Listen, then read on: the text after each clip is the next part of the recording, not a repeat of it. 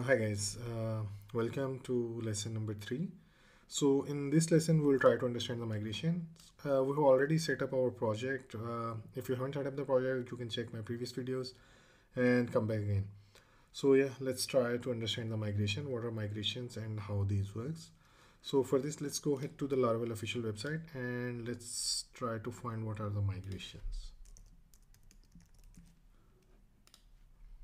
Okay, so from the Laravel, migrations are like the version control of your database, allowing your team to define and share the application database schema definition. If you ever had to tell a teammate to manually add, you can read more about that. But the main thing is migrations are like your version control of your database. So what happened before before the era of migrations? So you had your database which you will export and then you will share it with your teammates.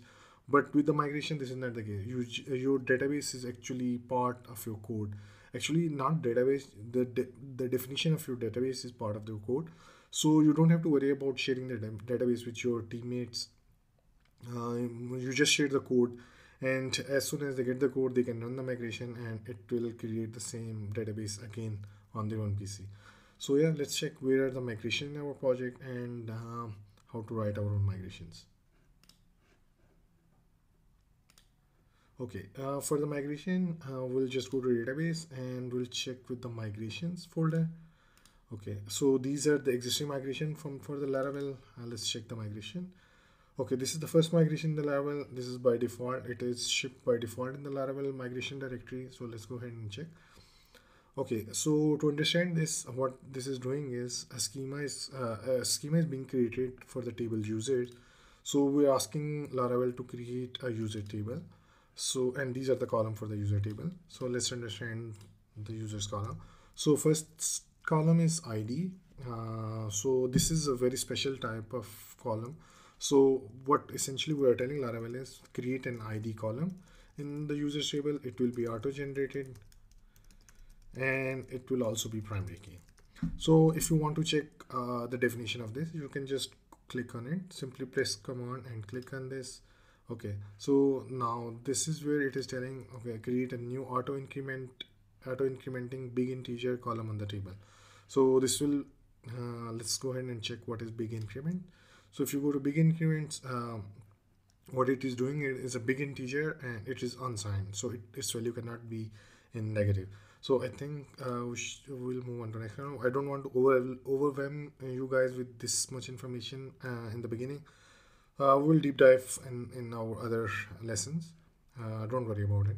So the second column is name. This the column type is string, and then there is email. The column type is string. If you want to make your column unique, just chain it with the unique method. And then there is timestamp email verified, and this is nullable. A null can be inserted in this value, but null cannot be inserted in this cases and also in this case. And then there is a password string, then there is a remember token and timestamp. Let's go ahead and run this migration and see how they look like in the database. Let's go ahead into our terminal and run these migrations. Okay, we'll just confirm if we are in the right directory. Let's go ahead and migrate. To migrate, to run your all migration, you can just run command php artisan migrate and it will run all your migrations. Okay, so this is the first error we received. So the issue is we don't have our database set up. Let's go ahead and create our database.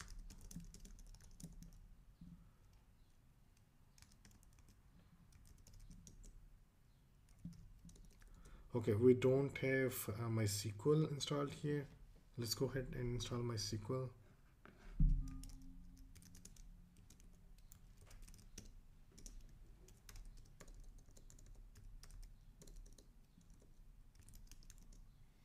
Let's go ahead and connect to our database.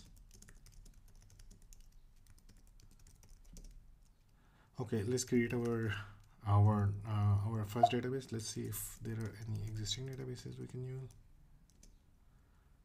Okay, let's create our own database.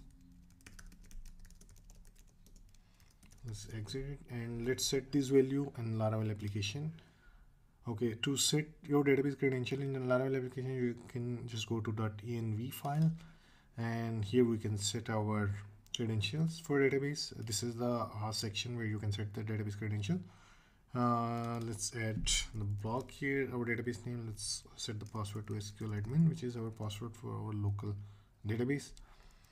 And let's go ahead and run the migrations again. Okay, cool. So as soon as we run the command, so Laravel have migrated the users table and then password table and then field jobs table. We don't have to worry about these tables for now. Let's go ahead and check this table in the database. Okay, you can add your database in PHP Storm. You can connect to it. This is very handy. So you don't have to go to another application and check your schema again and again. If you want to run queries, you can run queries as well. Let's go ahead and connect it. Let's test the connection. Apply. Okay. So it will take a while to refresh the schema. Yeah, refresh schema is here. Let's go ahead and check the users table. Okay, so in the user it created ID, name, email verified, password, remember token, and everything. Let's go ahead and write our own migration. It will be a test migration. We will create an employees table and we will see how to create and run the migrations. To create a migration, you can just go into the console and create make migration, and we will choose we'll set the name to create employees table. Okay, let's go ahead and check our migration here. So we have our migration here in the database migration folder. Okay, let's set few attributes to the employees.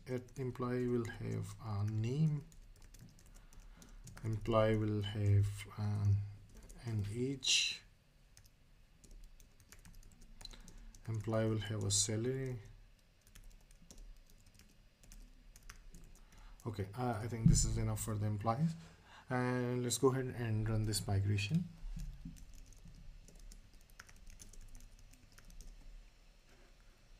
Okay, let's check the database. Let's refresh it.